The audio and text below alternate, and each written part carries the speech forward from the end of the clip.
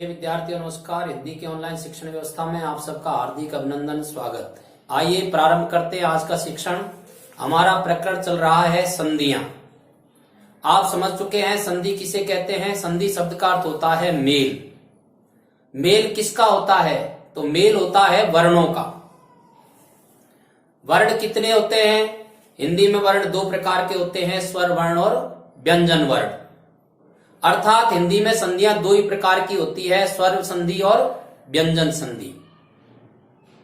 जब स्वरों का मेल होता है और स्वरों के मेल से विकार उत्पन्न होता है तो उसे स्वर संधि कहते हैं, और जब व्यंजनों का मेल होता है और उससे जो विकार उत्पन्न होता है उसे व्यंजन संधि कहते हैं। लेकिन हिंदी में ही एक तीसरे प्रकार की संधि और होती है, विसर्ग संधि। आज हम विसर्ग संधि के बारे में अध्ययन करेंगे। तो हमारा प्रकरण है संधि।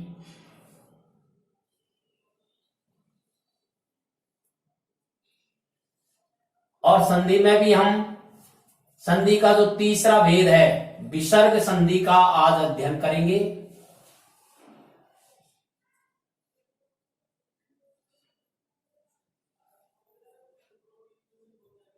आपके मन में ये प्रश्न आवश्यक रूप से उठ रहा होगा कि जब हिंदी में वर्ण दो ही प्रकार के होते हैं,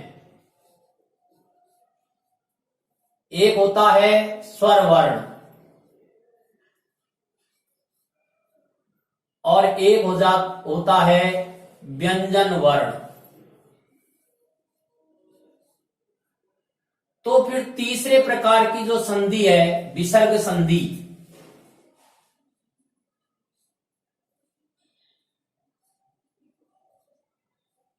यह हिंदी में क्यों होती है? तो यहां हम यह स्पष्ट कर देना चाहते हैं आपको कि हिंदी में कुछ संस्कृत के शब्द काम में आते हैं, जैसे अतः, प्राय, दुख, निहि, मनः, प्रातः। ये ऐसे शब्द हैं जो मूलतः संस्कृत के हैं पर हिंदी में काम आते हैं और इनके मेल से भी संधियां बनती हैं।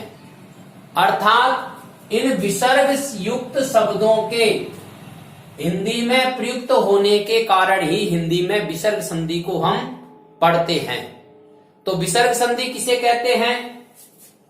जिस प्रकार से स्वरों के मेल से उत्पन्न विकार को स्वर संधि कहते हैं, व्यंजनों के मेल से उत्पन्न विकार को व्यंजन संधि कहते हैं, उसी प्रकार से विसर्ग के सामने स्वर या व्यंजन आ जाते हैं तो उत्पन्न विकार को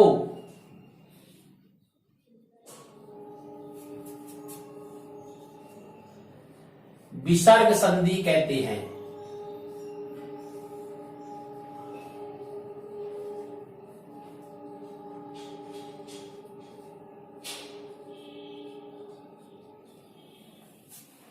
विसर्ग युक्त कोई शब्द हो और उसके सामने स्वर युक्त या व्यंजन युक्त कोई शब्द आ जाता है तो उसके मेल से उत्पन्न जो विकार होता है उसी को व्यंजन विसर्ग संधि कहते हैं। जैसे मनः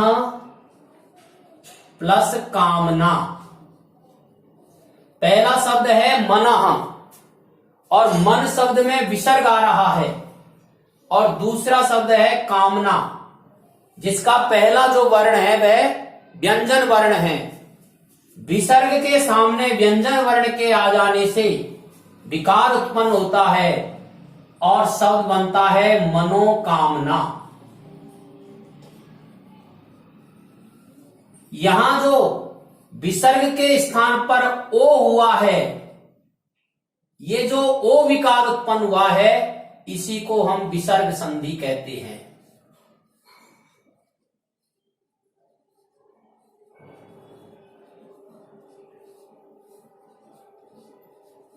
आपको समझ में आ गया होगा। विसर्ग के सामने स्वर वर्णों के या व्यंजन वर्णों के आ जाने से जो विकार उत्पन्न होता है उसका नाम ही विसर्ग संधि है।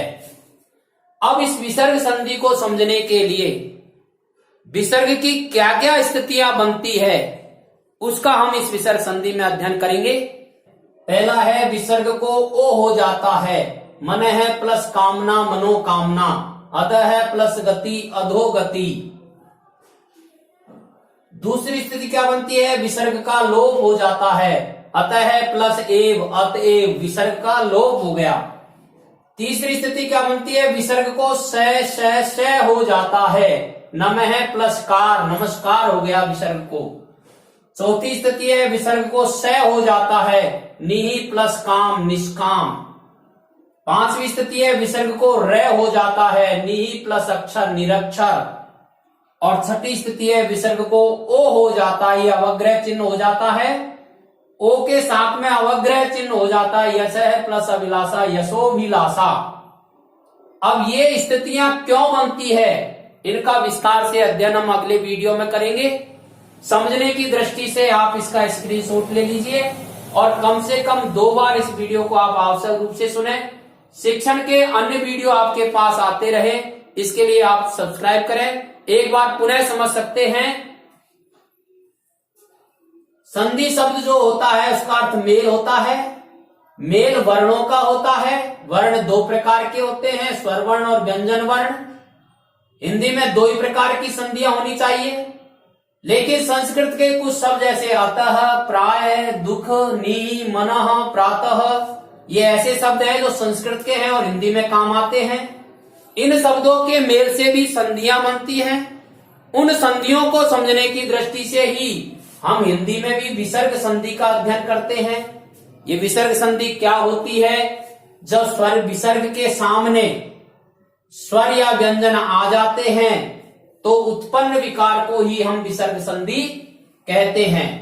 जैसे मनः प्लस कामना मनोकामना, प्लस गति यशोगति, अधः प्लस गति अधोगति।